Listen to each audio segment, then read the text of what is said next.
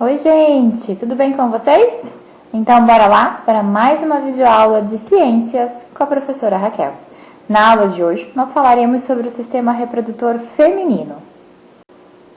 Observem a figura, ela vai mostrar para nós a passagem da adolescente para a mulher adulta, da menina para a mulher. Algumas dessas mudanças são o aumento dos seios, o aparecimento de pelos pubianos e os pelos nas axilas. Essas são consideradas, então, as características sexuais secundárias femininas. Antes de falarmos do interior do corpo feminino, a gente vai conversar primeiro sobre a parte externa. Vamos falar sobre o Monte de Vênus, ou também conhecido como pubis. É uma região acima da vulva, ela é constituída por tecido adiposo, ou seja, gordura realmente. E é ali onde começam a surgir os pelos, a partir da puberdade. Esse Monte de Vênus, ele tem a função de proteger o osso púbico, tá? A vulva, pessoal, é a parte externa dos órgãos genitais femininos. Nessa região estão os pequenos e os grandes lábios, que são dobras de pele muito sensíveis. E entre os pequenos lábios existe o clitóris, que é uma pequenina estrutura do tamanho aproximado de uma ervilha e que, em geral, tem grande sensibilidade também. A abertura da vagina leva aos órgãos sexuais internos. Essa abertura é parcialmente bloqueada, na maioria das meninas que ainda não tiveram relações sexuais, por uma fina membrana chamada de ímen, que geralmente é rompido na primeira relação sexual com a penetração do pênis.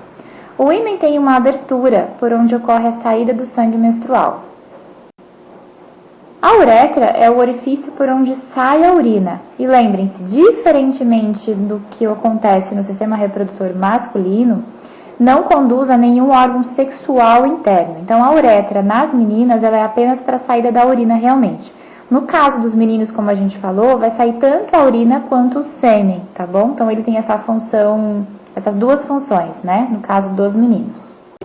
O ânus é o orifício por onde saem as fezes. É então a saída do tubo digestório. Pessoal, ele não tem ligação com os órgãos sexuais internos, tá bom? Existe também uma região chamada de períneo, observem ali na imagem. O períneo ele está localizado entre o ânus e a vulva, tá? No homem, o períneo ele está entre o saco escrotal e o ânus. Na hora do parto, no parto normal, muitas vezes é necessário fazer um pequeno corte, uma pequena incisão no períneo, para que a cabeça do bebê não lacere, ou seja, não corte, não machuque os músculos dessa região. Isso é muito importante para poder proteger a mãe, porque essas lesões no períneo farão com que ela, no futuro, possa sofrer do chamado queda de bexiga, e a perda da capacidade de controlar a retenção da urina. Após o nascimento do bebê, o médico faz a sutura, então ele dá pontos com linha e agulha cirúrgica, nessa região do períneo. O procedimento é feito sempre com uma anestesia local, tá? Agora a gente vai falar sobre o corpo feminino por dentro. Então observem a imagem. Nós temos ali representando a vagina, que é o canal que vai ligar a vulva até o útero. Eu quero que vocês prestem atenção porque existe uma certa confusão nesses dois termos, a vagina e a vulva. Então lembrem-se que a vulva é a parte externa dos órgãos genitais femininos. A vagina, na realidade, é apenas o canal, certo? Então, o canal vaginal, como está sendo demonstrado ali pela imagem. Então, a vagina é o nome do canal que vai ligar a vulva, que é a parte externa, até o útero, tudo bem? E o útero, por sua vez, ele é um órgão oco, constituído por tecido muscular com grande elasticidade. Tem forma e tamanho semelhantes aos de uma pera, tá? Em caso de uma gravidez, o útero está preparado para alojar o embrião até o nascimento. Aí nós temos ali os ovários, certo? 2 ovários, um de cada lado. Os ovários são glândulas sexuais femininas, nas quais, desde o nascimento da menina, ficam armazenados aproximadamente 400 mil gametas femininos. Essas células sexuais são chamadas de óvulos, E elas contêm a metade do material genético necessário ao desenvolvimento de um bebê. Claro, porque a outra metade está onde? No espermatozoide, certo? Os óvulos que existem nos ovários das meninas são imaturos, tá? Os hormônios sexuais é que serão responsáveis por esse amadurecimento e pela liberação desses óvulos. Nós temos ali também sendo representadas as chamadas tubas uterinas. São 2 tubos que ligam os ovários ao útero. Revestindo esses tubos internamente, existem células ciliadas, células com cílios, que favorecem, ou seja, que ajudam o deslocamento do óvulo até o útero, até a cavidade uterina. Agora nós vamos falar um pouquinho sobre os seios. O desenvolvimento dos seios ocorre na puberdade e nem sempre acontece de forma idêntica.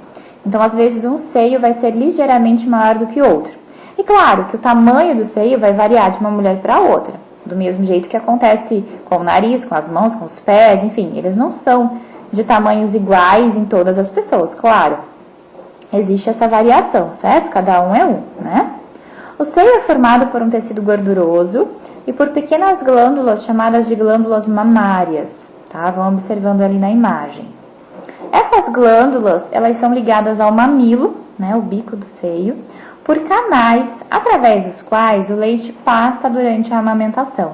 O mamilo, em geral, é bastante sensível. O desenvolvimento dos seios e de outras formas do corpo das meninas, como a cintura mais fina, os quadris arredondados, depende de quando e de quanto hormônio sexual é produzido pelo corpo dela, ou seja, pelos ovários.